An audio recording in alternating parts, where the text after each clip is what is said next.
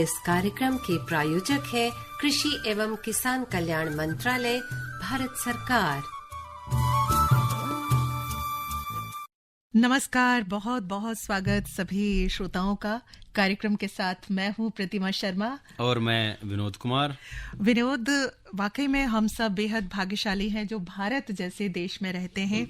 और देखिए ना, यहाँ पर वर्ष भर चाहे रबी की फसल हो, खरीफ की फसलें हो, साथ साथ फल फूल, साग सब्जियां और ऋतुओं का आनंद उठाने का जो अवसर मिलता है ना, वो भारत देश ही है। बिल्कुल, इसीलिए कहा गया है कि यहाँ की जो जलवायु है, यहाँ का जो मौसम है, हर तरीके का हमें मिल जाता है। चाहे हम पूर्व की बात करें, पश्चिम की बात करें, उत्तर दक्षिण, हर मौसम आपको अगर मजा लेना है तो वो तो चारों दिशाओं से होकर हमें मिलता है। हिंदुस्तान के अंदर आप ले बिल्कुल। और देखिए विनोद, बदलती भौगोलिक स्थिति भी हम लोगों के लिए अब देखा जाए तो चिंता का विषय बन रहा है। हमारी सरकारों के लिए, हमारे कृषि वैज्ञानिकों के लिए, हमारे किसान भाइयों के लिए, क्योंकि कभी कभी देखा है कि बहुत ज्यादा बारिश हो गई, कभी बाढ़ आ गई, कभी धूप का बहुत ज्यादा प्रकोप हो गया।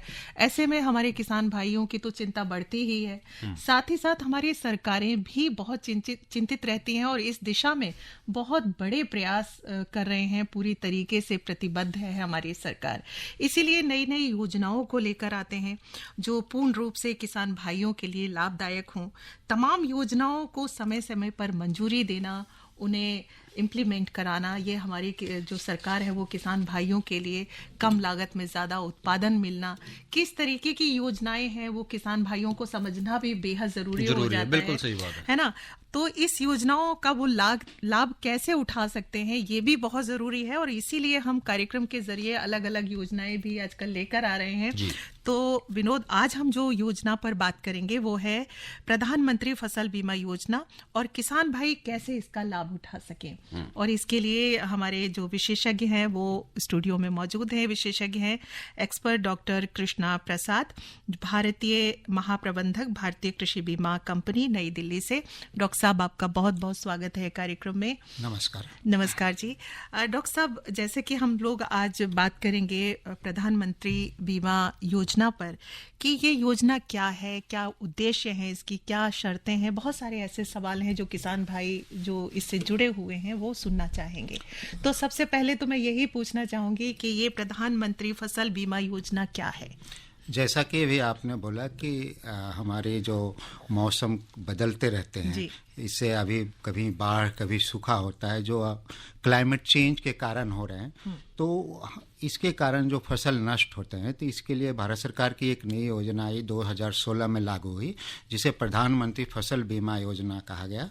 प्रधानमंत्री फसल बीमा योजना का मुख्य उद्देश्य है कि प्राकृतिक आपदाओं जैसे सूखा, बाढ़, इन सब से या व्यापक रूप से कीट या रोगों से जो फसल प्रभावित होते हैं, उससे होने वाली जो नष्ट होते हैं, होने वाली किसानों की आय को स्थिर रखते हुए उनके जो फसल नुकसान को फसल बीमा के माध्यम से उसको किसानों को सहायता प्राप्त करें, ताकि किसान नए नए जो नवाचार खेती में हो रहे हैं उसको उपयोग में करते रहें और अपने खेती किसानी को बढ़ाते रहें। बिल्कुल, मतलब ये सीधे तौर पे कह सकते हैं कि भाई खेत में जो किसी भी कारण तक कोई भी अगर नुकसान होने लग रहा है हमारा, तो उससे बचाने के लिए ये वाली चीज हमें अपनाएंगे, जिसका नाम फसल बीमा योजना है। तो डॉक्टर साहब, बात इसमें और भी करेंगे आगे, लेकिन उससे पहले जो हमारे श्रोता हैं एक बार उनको बता दें कि भाई अगर उनका कोई सवाल है वो पूछना चाहें तो वो सीधा पूछ सके हैं। फोन नंबर है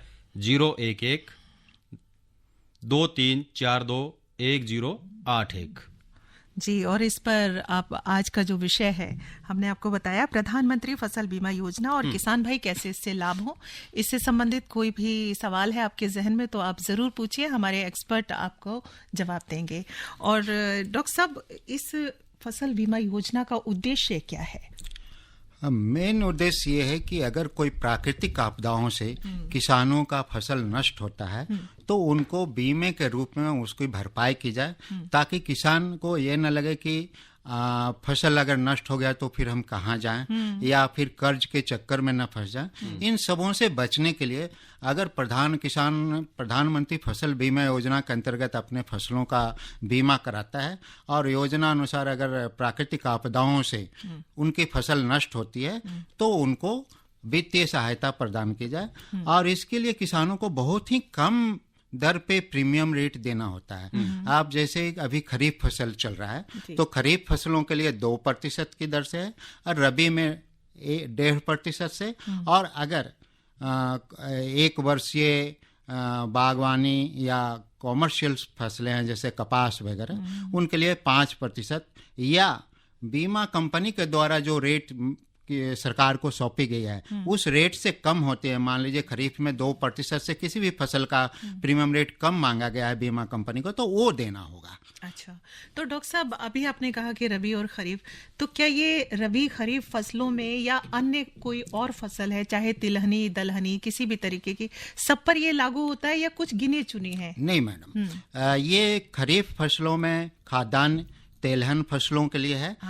रबी में भी इसी तरह से जो तिलहन फसल सरसों वगैरह है या गेहूं मक्का है, जो मेन फसल राज्य सरकार की है। राज्य सरकार ये निर्धारित करती है कि प्रधानमंत्री फसल बीमा योजना के तहत प्रत्येक राज्य सरकार अपने अपने जो खरीफ या रबी में जो उनके मुख्य फसलें हैं और उसके अलावा अन्य फसलें उनको नोटिफाई करती है। तो उसमें भी हम इसको ले सकते हैं? जी बिल्कुल। तो सब इसमें एक चीज और है, जैसे पहले हम देखते थे कि भाई जो किसान साथी हैं अपना, जब उनके पास किसान क्रेडिट कार्ड है, KCC जिनके पास होते थे, तो बैंक उनका कुछ पैसा सप्ताह ही मतलब अपने आप काट लेता था कि भाई ये जो पैसा है आपको इस योजना के लिए काट लिया है।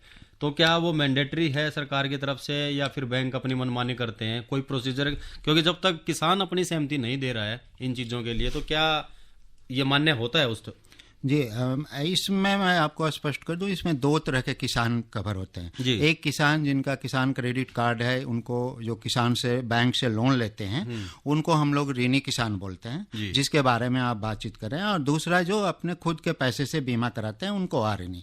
आपका जो प्रश्न था ऋणी किसान का, तो किसान क्रेडिट कार्ड में जैसा कि आप जानते हैं कि बैंक में किसान जाते हैं और वो बताते हैं कि हम खरीफ में कौन सी फसल लगाते हैं, रबी में कौन सी फसल लगाते हैं।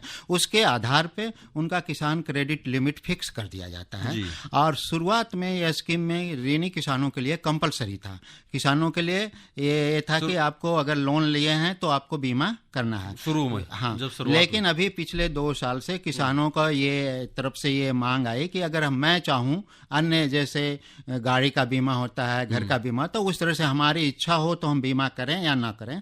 तो भारत सरकार ने इसमें एक सुविधा दे दिया है कि अगर आपको बीमा नहीं कराना है जिन किसानों को, तो 7 दिन पहले बैंकों में जाकर के लिखित रूप में सूचित कर दें। 7 दिन पहले? 7 दिन तो पहले। कौन से 7 दिन पहले? फसल कोई नहीं, उसमें है कि बीमा कराने की अंतिम तिथि के 7 दिन पहले और आप बैंकों को सूचित कर दें और तब आपका बीमा नहीं होगा। ये प्रत्येक सीजन में आपको करना होगा। अगर खरीफ के लिए किए तो फिर समय सारणी निकाली, समय सारणी है। जैसे रबी की फसल के लिए आप जून जुलाई तक या करें, मई जून मैं तक करें। बताता हूँ, खरीफ के लिए नॉर्मल जो बीमा कराने की अंतिम तिथि 31 जुलाई है। अभी बहुत जगह बाढ़ आए हुए हैं, बहुत जगह आए हुए हैं, तो किसान बीमा नहीं करा पाए, नॉन लोनी किसान भी आ रहे हैं। तो सभी किसानों के लिए भारत सरकार ने अभी डेट बढ़ा दिया है। तो नॉन लोनी किसान के लिए जो अपने पैसे से करते हैं वो 14 अगस्त तक अपने बैंक बीमा करा सकते हैं अपने फसलों को, और लोनी किसान का बैंक के द्वारा बीमा 30 अगस्त तक होगा। तो अगर कोई किसान जो चाहता है कि हम अपने फसल का बीमा नहीं कराएं, तो 30 अगस्त से 7 दिन पहले जाकर के बैंक में लिखित रूप से उनको सूचना देना होगा। जब वो सूचना देंगे तो बैंक उनका बीमा नहीं करेगा। अच्छा डॉक्टर साहब, अभी जैसे कि बारिश हो रही है, कई क्षेत्रों में बहुत ज्यादा बारिश हो रही है, कुछ किसानों ने तो बीमा करा लिया लेकिन कुछ ने नहीं करा पाए, उनकी भी फसलें नष्ट हो रही हैं। तो ऐसी स्थिति में क्या प्रावधान होता है? मैम, ये अभी जैसा बताइए, ये उन्होंने प्रधानमंत्री फसल बीमा योजना के अंतर्गत राज्य सरकार के द्वारा नोटिफाई किया जाता है कौन सी एरिया में कौन सा फसल का बीमा होगा। अभी मान लीजिए जो किसान बीमा नहीं कराए हैं उन्हीं के लिए भारत सरकार ने डेट बढ़ा दी है। तो अगर अऋणी किसान हैं तो वो 14 अगस्त तक अपने फसलों का बीमा करा सकते हैं, और जो लोनी किसान है उनका 30 अगस्त तक बैंक बीमा तक करेंगे। बिल्कुल, जैसे अभी बताया आपने कि वही 30 अगस्त तक हैं, इसमें चाहे वो हमारे ऋणी किसान हो या अऋणी किसान है, उनको बीमा कराने के लिए समय अवधि और बढ़ा दी गई है। तो डॉक्टर साहब, इसमें एक चीज़ और बताओ, जैसे बीमा अगर किसी को कराना है तो उसका क्या प्रोसीजर है और कौन कौन से दस्तावेज उनको चाहिएंगे, इसके लिए क्या कुछ कर सकते हैं? विनोद, इस जो सवाल है तुमने किया है उसका हम बाद में आंसर लेंगे। एक कॉलर हमसे जुड़ रहे हैं, हम बिल्कुल। उनको ले लेते हैं पहले। हेलो। हाँ जी, स्वागत है कार्यक्रम किसान की बात में। आप अपना नाम बताएं, कहाँ से बोल रहे हैं और सवाल पूछें। मैं राकेश बात कर रहा हूँ शिमला से। शिमला से राकेश जी, पूछिए सवाल अपना। मेरा सवाल एक महत्वपूर्ण सवाल है। जैसे हमारे जो है सेब के बाग है, तो मैं ये कहना चाहता हूँ कि बागवानी क्षेत्र में जो है फसल बीमा योजना का लाभ ले सकते और कैसे कर सकते हैं हम? जी ठीक है जी सर, बताइए। राकेश जी नमस्कार। जैसा कि आपने बताया कि शिमला से बोल रहे हैं, शिमला में जो बागवानी फसलें हैं, सेब के बारे में पर्टिकुलरली आपने बात की, वो प्रधानमंत्री फसल बीमा योजना अंतर्गत ही एक रीस्ट्रक्चर वेदर बेस्ड मौसम आधारित फसल बीमा योजना है, जहां पे उसके राज्य सरकार मौसम आधारित फसल बीमा योजना के तहत उसको नोटिफाई करती है। तो आप उसके अंतर्गत आप बीमा करा सकते हैं और प्रधानमंत्री फसल बीमा योजना का लाभ ले सकते हैं। अगर आप लोनी किसान हैं तो आप अपने बैंक को बोलें कि हमारा फसल का बीमा ज़रूर करें, और अगर नॉन लोनी किसान हैं तो आपका जो टाइम है, पीरियड बताया गया, उस पीरियड पे जा करके बैंक को नज़दीक का बैंक या कॉमन सर्विस सेंटर या किसी बैंक बीमा कंपनी के जो कार्यालय हैं लोकल, या किसी कार्यालय से संपर्क करके आप अपने फसल का बीमा करा सकते हैं। बिल्कुल, मतलब सीधी सी बात है भाई, अगर इनके नज़दीक में जो भी सुविधा है ऑनलाइन सेंटर किसी भी तरीके से, तो वहाँ जाके अपना फसल बीमा ले सकते हैं। और ऑलमोस्ट जैसे आपने बताया कि हर तरीके की इसमें दलहन है, तिलहन है, सब्जी है हमारी, और जो बागवानी है, सब इसमें शामिल हो रहा है। तो डॉक्टर साहब, मेरा सवाल आपसे था कि बीमा जो करवाएं उसके लिए ज़रूरी दस्तावेज क्या हैं और क्या क्या खेत की जो रिक्वायरमेंट है हमारी इस तरीके से, उस पर क्या ध्यान रखें? जैसा कि मैंने बताया कि ऋणी किसान जिनका किसान क्रेडिट कार्ड के लिए ऑलरेडी किसान के पास बैंक के पास किसान का डॉक्यूमेंट्स वगैरह रहता है और वो बता देते हैं, तो वो तो उनके कंपलसरी बीमा हो जाता है। गैर ऋणी किसान के लिए कुछ मुख्य कागजात हैं, उसमें एक है कि कौन सा फसल आप बो रहे हैं, ये आपको एक प्रपोजल भरना होगा। दूसरा, उनका ज़मीन का कागजात देना होगा जिस पे आप खेती करना चाहते हैं। साथ में आधार कार्ड लगाना होगा।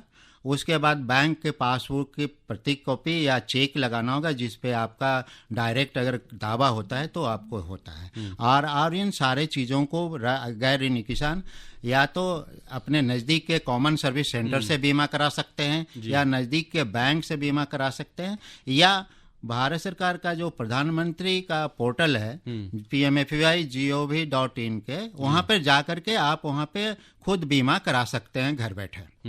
जी, तो डॉक्टर साहब और विनोद, हम बात अपनी जारी रखेंगे, लेकिन उससे पहले एक अंतराल लेते हैं। जी। अरे क्या कर रहा है? इधर इधर इधर, हम बोल रहे हैं तेरे बीजू का। उतला बोल रहा है? पक्षियों से तो हम खेत को बचा लेते हैं, पर इन घातक रसायनों से कैसे बचाएं? मतलब? देख बेटा, तू जो ये अंधाधुंध रसायन मिलाता है ना, मिट्टी की सेहत बिगड़ने लगी है, और जब माटी ही कमजोर पड़ जाएगी तो उपज कैसे सेहतमंद होगी? अरे पहले ऐसा नहीं था। पूछना अपने बड़े बुजुर्गों से, कैसे फसल लहलहाती थी, शुद्धता झलकती थी। हाँ, माटी भी तंदुरुस्त और लोग भी। अब पहली वाली बात कहाँ? पर अब तो सब यही डाले हैं। सब नहीं, आज भी लाखों जागरूक किसान परंपरागत विधि से फसल उगा रहे हैं। खर्चा कम और उपज की कीमत भी बेहतर पा रहे हैं। सच है? रे बेटे, एक्सपीरियंस से बता रहे हैं, धूप में बाल सफेद नहीं किए हैं। हाँ। ठीक है भाई, मैं भी आज से जैविक खेती शुरू करूंगा। माटी से प्रेम की परंपरा है, परंपरागत खेती।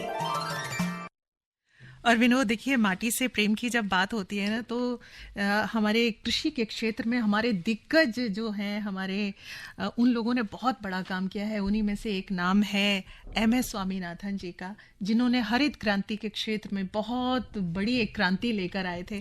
और देखिए, उसी को लेकर हमारी सरकार भी समय समय पर बहुत से सम्मेलन, अंतर्राष्ट्रीय सम्मेलन करते हैं। तो हम बता दें अपने किसान भाइयों को कि दिनांक 7 से 9 अगस्त 2025 तक प्रोफेसर MS स्वामीनाथन के जन्म शताब्दी के अवसर पर उन्हें सम्मानित एवं स्मरण करने हेतु एक अंतर्राष्ट्रीय सम्मेलन का आयोजन राष्ट्रीय कृषि विज्ञान परिषद पूसा नई दिल्ली में किया गया और किया जा रहा है। तो तो इसका जो विषय रखा है वो है सदा हरित क्रांति। इस सम्मेलन में क्या कुछ होने जा रहा है, इसके बारे में जानकारी दी भारतीय कृषि अनुसंधान परिषद के महानिदेशक डॉक्टर मांगेलाल जाट ने। तो आइए हम भी सुन लेते हैं। जी बिल्कुल। हम भारत के एक महान सपूत की सेंटेनरी सेलिब्रेट कर रहे हैं 7 अगस्त को। ऐसा महान सपूत जिन्होंने सिर्फ भारत के लिए नहीं, पूरी दुनिया के लिए खेती किसानी के लिए जो योगदान किया है, उसको आने वाली कई पीढ़ियां भूल नहीं सकती। और ये हमारे लिए बहुत गर्व की बात है। आदरणीय डॉक्टर स्वामीनाथन जी हर जगह, हर समय, हर कोने में हमारे साथ हैं। उनका योगदान हरित क्रांति, हिंदुस्तान में जब हम खाने के लिए स्ट्रगल कर रहे थे, उस समय जो क्रांति आई और वो जो नींव रखी गई, उस नींव के कारण से आज हम जहाँ पे हैं, आज हमारा देश बहुत प्राइड लेता है कि हम फूड डेफिसिट कंट्री से फूड सरप्लस कंट्री हैं। आज हम 354 मिलियन टन खाद्यान्न का उत्पादन कर रहे हैं। इस साल का जो आंकड़ा है, और पिछले एक साल में हमें 22 मिलियन टन बढ़ाया है। ये जो बढ़वार है, इसकी नींव उसी समय रखी गई थी। बहुत सारे आयाम जो खेती में हैं और भविष्य की जो समस्याएं हैं, उनके ऊपर भी चिंतन मंथन करने की जरूरत है। तो हम जब उनकी सेंटेनरी जुबली सेलिब्रेट कर रहे हैं, तो सिर्फ सेलिब्रेशन उसी का नहीं है जो हमने अकम्प्लिश किया, हम भविष्य की रूपरेखा भी बनाने जा रहे हैं।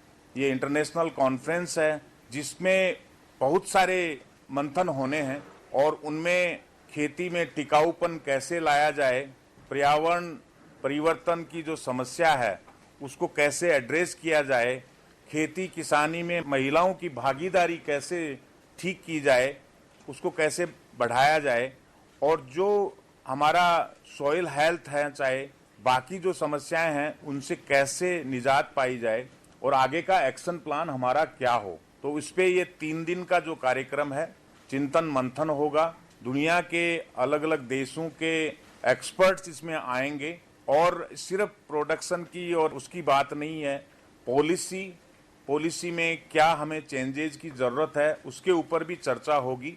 और हम प्रोफेसर स्वामीनाथन जी की लेगेसी को आने वाले कई सदियों तक आगे कैसे लेके जा सकते हैं, ताकि वो हर समय हमारा मार्गदर्शन, वो जहाँ पे भी हैं कर रहे हैं, करते रहेंगे, और हम उनकी लीगेसी को आगे बढ़ाएं।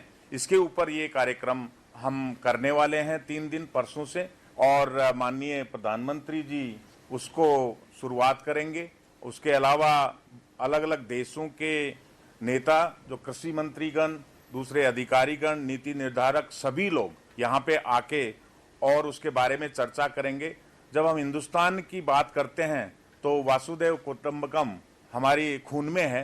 तो हम सिर्फ अपनी चिंता नहीं कर रहे, हम पूरे विश्व की चिंता कर रहे हैं, और पूरे विश्व में दूसरे जो देश हैं जिनका हम कैसे सपोर्ट कर सकते हैं, उसके ऊपर भी काफ़ी चर्चा होगी, क्योंकि इंटरनेशनल कम्युनिटी है।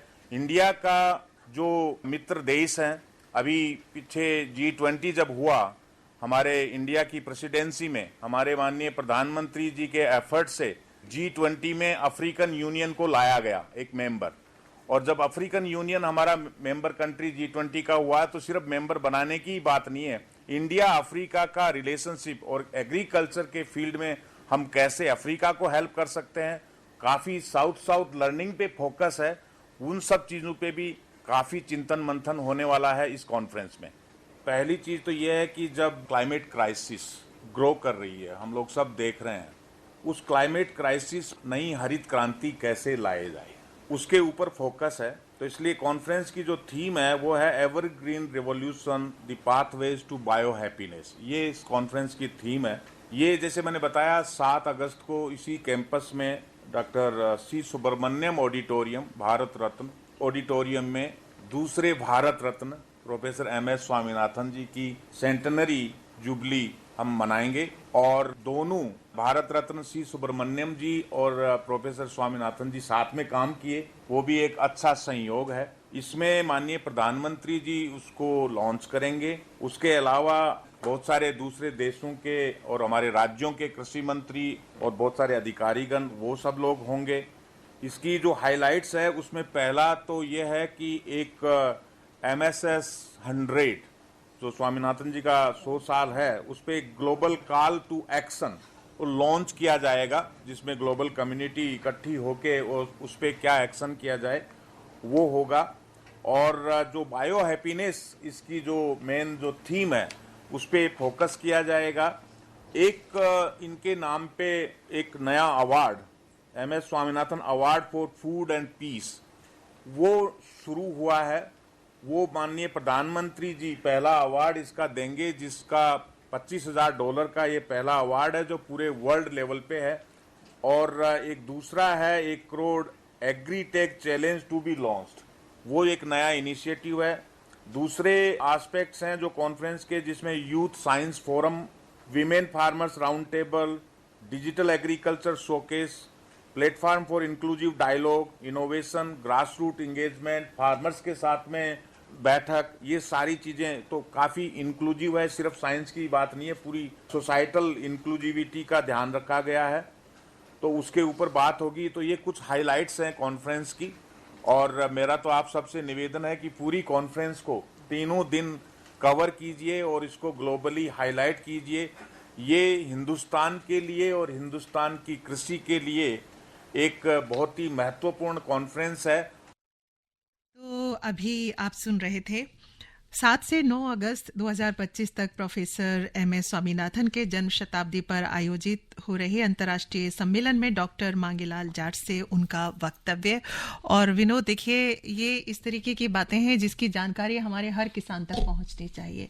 डॉक्टर MS स्वामीनाथन जी का हरित क्रांति में बहुत बहुत बड़ा योगदान रहा है, जिसको पढ़ पढ़कर आज हम उन्नति के राह पर चल रहे हैं। बिल्कुल सही कहा प्रतिमा आपने। और देखो, किसानों के जो मसीहा हैं वहाँ उनका एक पद है, एक सम्मान उनको दिया जाता है, क्योंकि उनकी जो रिपोर्ट है जिसमें किसानों के हित के लिए उन्होंने दुनिया भर की वही जो उनकी आय दोगुनी कैसे करें, उनकी जो एक औसत आय है वो कैसे निर्धारित करें, फसलों का जो MSP जो आज के टाइम अभी हम दे रहे हैं ये उस टाइम की नीति उनकी थी। और देखिए आज उनके पद चिन्हों पर धीरे धीरे ये चीजें अभी हो रही हैं, लेकिन ये सोच उनकी उस टाइम की थी, तो वो सारी चीजें अभी हम किसानों के लिए खेतों में हो रही हैं। तो डॉक्टर साहब, हम लोग आज फसल बीमा योजना पर बात कर रहे हैं, प्रधानमंत्री फसल बीमा योजना पर। तो एक सवाल ये भी आता है कि जो दूर दराज के क्षेत्रों में हमारे किसान भाई अपनी फसल उगाते हैं, वहाँ जानवरों का भी बड़ा प्रकोप होता है। तो कई बार उन जानवर जो हैं वो फसल नष्ट कर देते हैं, तो क्या बीमा कवर करता है इस पर भी? वर्तमान में प्रधानमंत्री फसल बीमा योजना में ऐसे जंगली जानवरों से फसल नष्ट होने के अभी स्थिति में अभी कवर नहीं किया गया है, लेकिन किसानों के द्वारा यह मांग काफ़ी दिनों से चल रहा है। और इस पे बहुत काफ़ी विचार विमर्श होने के बाद कृषि मंत्रालय के द्वारा ये उन्होंने अभी कर दिया है कि आप इस सीजन में से काफ़ी मंथन हो गया है और फॉरेस्ट्री डिपार्टमेंट के साथ और एग्रीकल्चर एक्सपर्ट्स के साथ, और जल्द ही मोस्ट प्रोबेबली रबी सीजन से जंगली जानवरों से नष्ट होने पे भी फसल बीमा का लाभ मिलेगा, ऐसा हो रहा है। तो बहुत अच्छी बात बताई डॉक्टर साहब। एक कॉलर हमारे साथ जुड़ रहे हैं।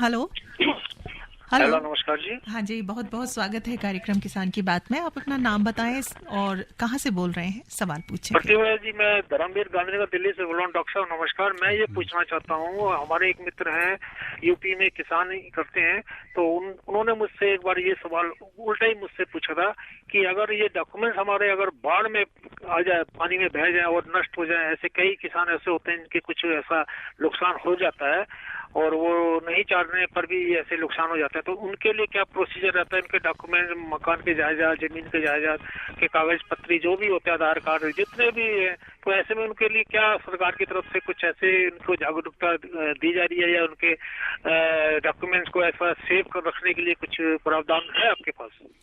नमस्कार। जैसा कि आपने अभी बताया कि जैसे बाढ़ के सीजन्स में मान लीजिए किसान का घर और वो डॉक्यूमेंट्स नष्ट हो गए और वो बीमा भी कराना चाह रहे हैं और तुरंत उपलब्ध नहीं हो रहा है, तो 2-4 चीज़ें हैं। एक तो अगर बैंक में अगर लोनी है तो उनका तो स्वतः बैंक के पास सारा चीज़ है, वो कर देंगे।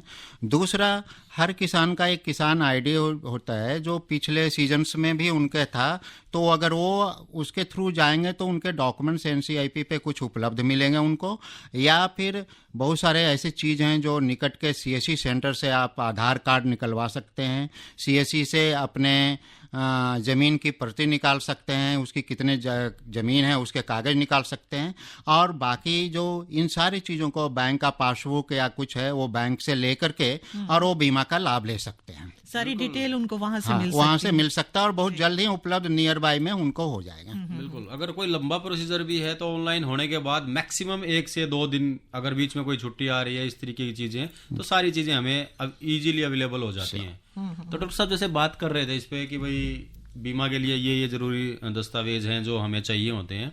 इसके अलावा जब हम बात करते हैं इस फसल बीमा योजना जो हमने लिया है, मुख्यतः अपनी फसल के लिए लिया है, लेकिन जब उसमें कीट आ गए हैं, रोग आ गए हैं या बाढ़ का प्रकोप आ गया है, तो उसमें बहुत सारी शिकायतें आती हैं।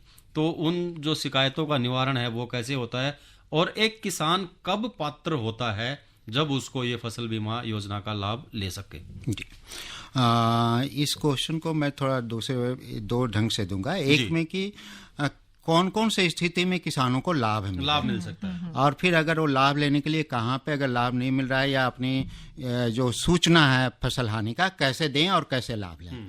तो देखिए, प्रधानमंत्री फसल बीमा योजना में पहला जो लाभ होता है कि अगर नॉर्मल सोइंग सीजन है और उसमें अगर कोई प्रतिकूल स्थिति आती है और वो किसान सोइंग नहीं कर पाता है या सोइंग किया हुआ खराब हो गया, और अगर उस एरिया में पर्टिकुलर दैट एरिया में अगर 75% से ज़्यादा एरिया में सोइंग फेल्योर हो गया, तो राज्य सरकार के द्वारा इसको नोटिफाई किया जाता है। वहाँ पे किसान को कुछ नहीं करता है, स्वतः पर दावा गणना की जाती है और जो बीमित राशि है उसका 25% उनके खाते में डाल दिया जाता है और वहाँ पे उनका बीमा वहीं पे समाप्त किया जाता है, क्योंकि यह बहुत इनिशियल स्टेज में होता है, जो स्टार्टिंग का 30 दिन के अंदर होता है। दूसरा होता है कि मिड सीजन में अगर कुछ एडवर्सिटी जैसे सूखा हो गया, बारिश लगातार नहीं पड़ी या बाढ़ आ गया या पूरा एरिया आपका हो गया, वहां पे भी स्वतः प्रक्रिया होती है और राज्य सरकार के द्वारा नोटिफाई किया जाता है। तीसरा स्थिति है कि खड़ी फसल में ओला पड़ गए या लैंडस्लाइड्स हो गए या अनसीजनल रेनफॉल हो गए, तो उस कंडीशंस में किसान को 72 घंटे के अंदर में सूचना देनी होगी। सूचना के लिए एक पोर्टल बनाया है, कृषि रक्षक पोर्टल, इसमें इनका नंबर है 14447। इस पे किसान भाई अपना उनको से करें 4 बार 4 और 7 1 के 44447। इस पे आप किसान भाई उसको रजिस्टर कराएं 72 घंटे के अंदर में और वहाँ पे उस सूचना दें। उसके अलावा वो चाहें तो आप बीमा कंपनी के पोर्टल पे भी या जो नज़दीक का कृषि का जो ऑफिस है, कार्यालय है, या बैंक या सीएससी के माध्यम से भी दे सकते हैं और उनका हो सकता है। जी, तो डॉक्टर साहब आज आपने प्रधानमंत्री फसल बीमा योजना और किसान इससे लाभ कैसे कैसे उठा सकते हैं इस विषय पर बहुत अच्छी जानकारी दी। हमें उम्मीद है विनोद कि हमारे सभी सुनने वाले इसका पूरा लाभ उठाएंगे।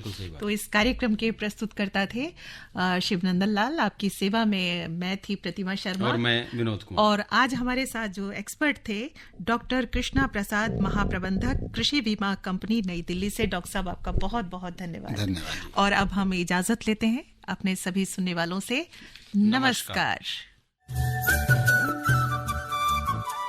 इस कार्यक्रम के प्रायोजक थे कृषि एवं किसान कल्याण मंत्रालय, भारत सरकार।